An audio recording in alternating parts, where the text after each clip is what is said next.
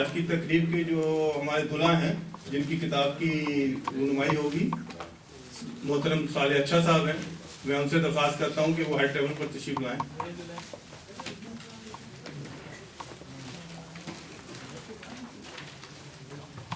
اور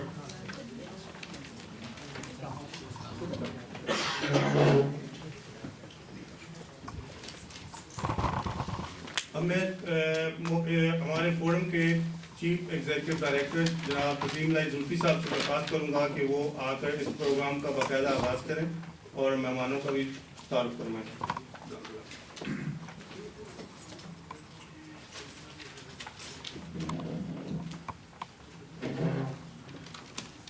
بسم اللہ الرحمن الرحیم نحمدہ و نصلی علی رسولہ الکریم۔ معزز خواتین حضرات، السلام علیکم ورحمۃ اللہ۔ میں آپ سب کو خوش آمدید کہتا ہوں ہمارے university of Karachi graduate forum Canada کی اس تقریب میں۔ جیسا کہ ہم نے عرض کیا تھا کہ آج کی جو تقریب ہے وہ دو حصوں پر مشتمل ہے۔ پہلے حصے میں ہمارے شہر کے شاعر طرحدار، مقبول شخصیت اور ماشاءاللہ دیندار انسان، ہم سب کے محبوب دوست صالح اچھا صاحب کی، جیسا کہ ہم سب جانتے ہیں یہ متعدد کتابوں کے مصنف ہیں۔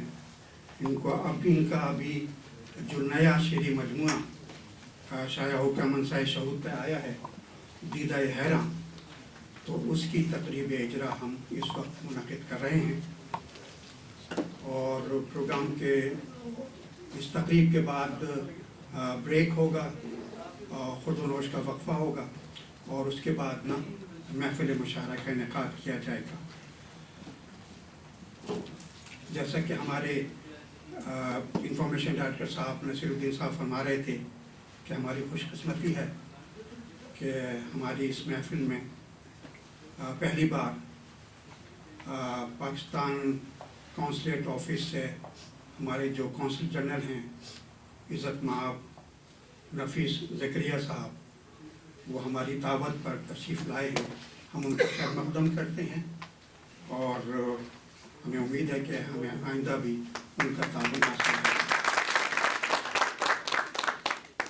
اور سب سے بڑی خوشی کی بات ہمارے لیے یہ ہے خواتین حضرات، جیسا کہ آپ جانتے ہیں، اس میں سے میں سمجھتا ہوں کہ سبھی لوگ ان سے واقف ہیں جو ہمارے مہمان خصوصی ہیں اور اس محفل کی صدارت فرما رہے ہیں، جناب خلیل احمد نینی تال والا صاحب۔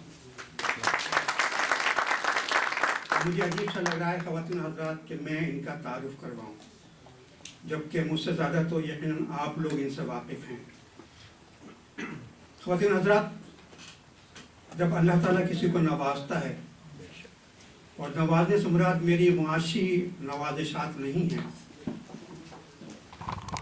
صلاحیتوں کی بات کر رہا ہوں، مرتبے کی بات کر رہا ہوں، میں شخصیت کی بات کر رہا ہوں، میں حسن سلوک کی بات کر رہا ہوں، میں انکسار کی بات کر رہا ہوں۔ میں جب ان چیزوں کو پر دیکھا جاتا ہے اور کسی ایک شخص میں یہ تمام چیزیں بدرجہ اتم موجود ہوتی ہیں، تو اس شخص پر اللہ تعالیٰ کی خاص عنایت کہلاتی ہے۔